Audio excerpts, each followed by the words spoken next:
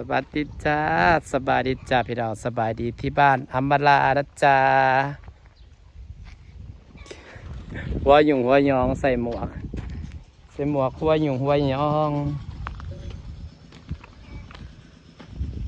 ต้นหมากอันนี้ก็ห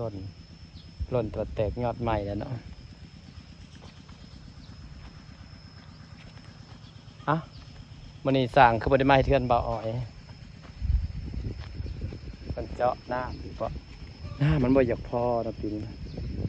กองหินกองทรายกองเบลอเลย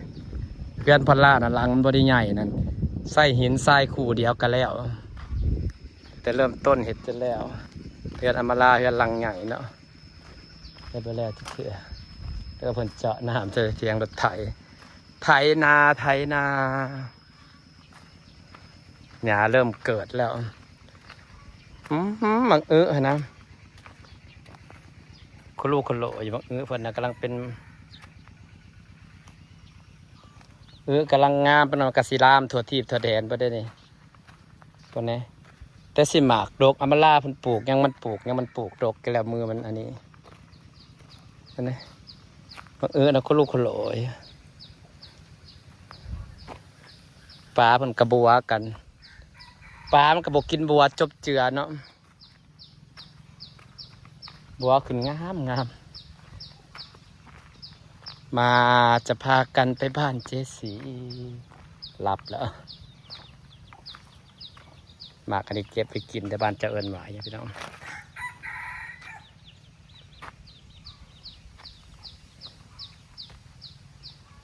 ไข่งามแต่นี่งามแต่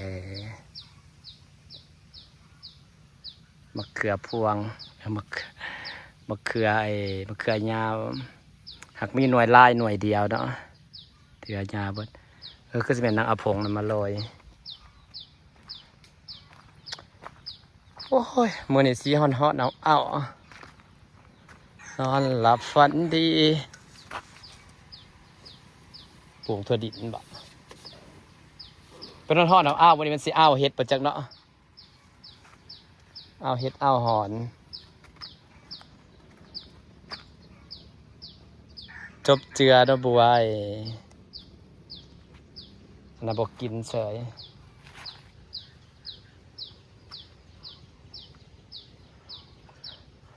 คือไม่ได้ไปเห็นเฮือนบ่อ๋อย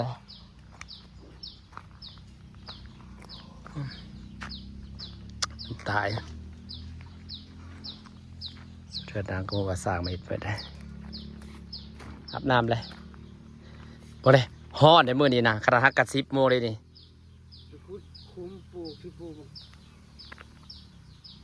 โคตรเมื่อยตอนแรกจะปลูกแดดมันอ่อนก่อนอันนี้แดดแสบอีหลีมั้งเนี่ยซึกว่าแดดฮ้อนอีหลีมั้งเนี่ยแสบตาแล้วลงมาบางนี้นะไปเยี่ยมอีสีอยากไปเยี่ยมเจสีจ้าพี่น้องป้าเอาสร้างยุทธประมาณนี้นะสวัสดีจ้าเมื่อยเหรอเฮ้ยเครืออันนี้นะแม่เฮ้ยเอาออกเลยเครือเขากกมันลามขึ้นในต้นหมากกันนะแม่มันขึ้นข้างหัวเนาะโอ้แม่นมันขึ้นใส่ต้นหมากแล้วมันกำลังงามเอาออกต้นหมากไผ่ตัดออกเลยต้นสมพอดีมันงามโพดพอมันได้ขึ้นนะมันงามแต่งามบ่าเลยพี่น้องแห่งดินแบบนี้นะแห่งหมากกันบนต้นนะพุ่มใหญ่แล้วป้านะเต็มไปด้วยไม้นะเห็ดปูรูอยู่เต็มเนี่ย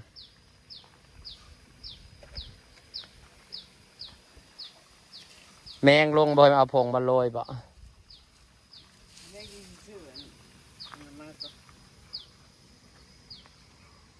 ชื่อยาแมงนะแมงเริ่มจะกลงเลยเมื่อว่าต้นที่มันเป็นหมากมันเป็นแมงนะนั่นฟังนี่นางงามฟังนี่จะเป็นแมงนะสมมติปลูกยังก็ต้องได้พึ่ง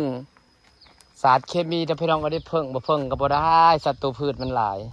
แต่ปีนี้ว่าศัตรูพืชหน่อยเลยได้ไง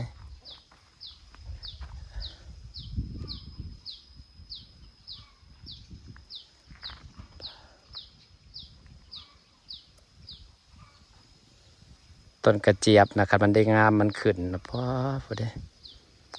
โอ้ยแค่นั้นกูจะตัดออกบัวมันหกโพด มันงามไปดีต้นกระเจี๊ยบนะสิบอกให้ถ้ามันได้ขึ้นนะถอยต่อให้เงาเดียวก็สร้างต่อให้เงาเดียวก็สร้างก็ไม่ได้ขึ้นนี่พูบางนี่สับงามแท้ต่อให้เจ้าเป็นเงาเดียวมันก็แตกออกเป็นพุ่มแตกแบบงามแฮงเสียดายดอกไม้มันกล้ามิดพอได้เนาะ นั่นแหละเสร็จอุโมงค์เขามาหันแหละก็แล้วเกิดมาเกิด มันเกิดเลยเด้อเฮ้ยดอก2-3 ใบจึงเห็ดข้าง ใช้บวก ลายรีเบียดอกไม้เนาะ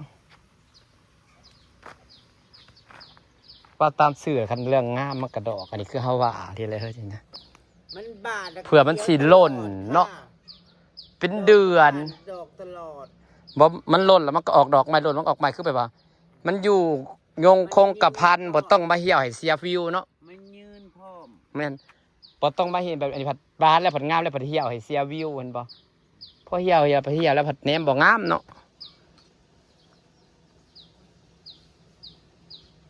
เหี่ยวแล้วก็แหนมบ่งามเลยบัดนี้ ในเจ้าเรื่องอีก พันใหม่บ่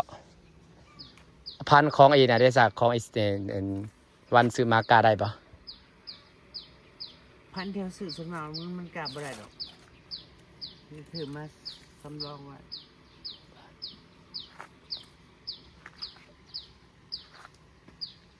แต่วาน เดี๋ยวที่ไปบ้านนางชีพี่น้อง กาได้แต่สอดถอดเท้าซื้อเนาะบัดนี้บัดเท้าเสาในตัวที่มันออกได้นี่ไปกล้าผัดกล้าบ่ได้ มันเห็ดบ่ให้ขนาดคิดเอาว่านี่งามบ่หางามยังบ่ได้เห็นมีในมันเนาะก็เห็ดหมันก็บ่ให้มันสามารถกล้าได้ต้องได้ซื้อแต่นำข้าเจ้ามนุษย์เฮาก็เก่งอีหยังก็เฮ็ดได้เบิดเลยเนาะ เขาสามารถหันบ่ต้องซื้อพันธุ์มันได้นะเขาเก่ง เก่งเขาเฮ็ดได้วะคาราปลาก็คือปลานิ่นออกลูกว่าปุ๊บเนี่ยเขาเฮ็ดหมันเขามียาบอกเขาว่าคือสิแม่นหยอดยาลงไปในน้ำมันบ่ให้มันเป็นมันบ่ซาสัตว์ไปเบิ่งฉันเบิ่งในคลิปนะเขาเฮ็ดมันนะมันออกลูกมาน้อยๆประมาณซำใบโพแล้วเขาเจ้าประมาณซำใบมะขามแล้วเขาเจ้าก็เฮ็ดมันแต่เขาเฮ็ดแนวใดเก่งๆมนุษย์เฮาเนาะคันว่าเฮ็ดวิจัยอิหยังออกมาก็เฮ็ดได้เบิดว่าคิดคนเฮานี่เก่งอย่าได้ยอมรับไปเลยรับว่าเก่งไปหาดอกไม้บ้างเช้านี่มาแล้วจะมาปลูก มึงเอามาให้ยินกุ้งบ่ มันแชทบอกว่า มันสร้าง ฮะ มึงพูดทางตายบ่พูดจะบ่อ่าน โพดให้โพดแป๊บเดียวเขาก็ขายบ่มือใหม่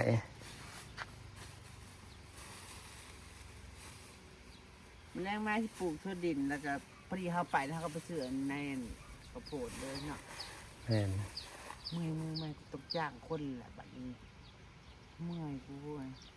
ปลูกลายโหดลายพอสิแล้วอีนี่ แม่นปลูกหลายมึงแล้วปลูกหลายแทนหลายว่าป่าพอแล้วพอยามได้สมองสิเดินระบบน้ำมันใครดอกจะยามฝนยังมันได้เดินก็ได้ นี่มันเขายามพลนะเด้ แม่น กันหลายคนกันแนะนำก็เก็บเงินไว้ทำตรงเดียวนะฮะมันเสร็จก็ไปก่อน แม่น หลักๆนั่นเดี๋ยว ถ่ายเห็ดบัตรเดียว ไปจ้ะ เฮ็ดแล้วจังเดินระบบน้ำก็ได้ น้อยเนาะจัง แม่ หูเส้นทางละเอียด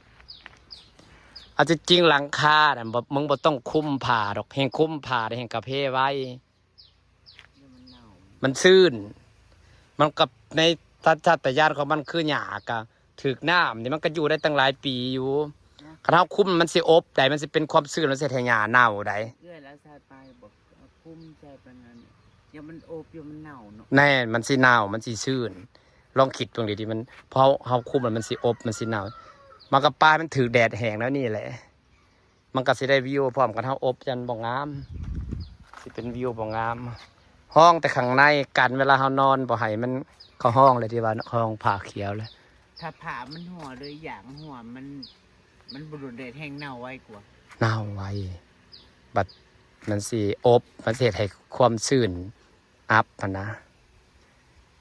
โอเคครับพี่น้องครับพ่อกันเพื่อนเจ็ดสีไปแล้วครับตักเป็นยังไงสิไปเยี่ยมนางวันนี้สวัสดีเด้อจ้าพี่น้องจ้าพ่อกันปัดเจ็ดสีจ้า ไป แมลงจะสิมาปลูกของ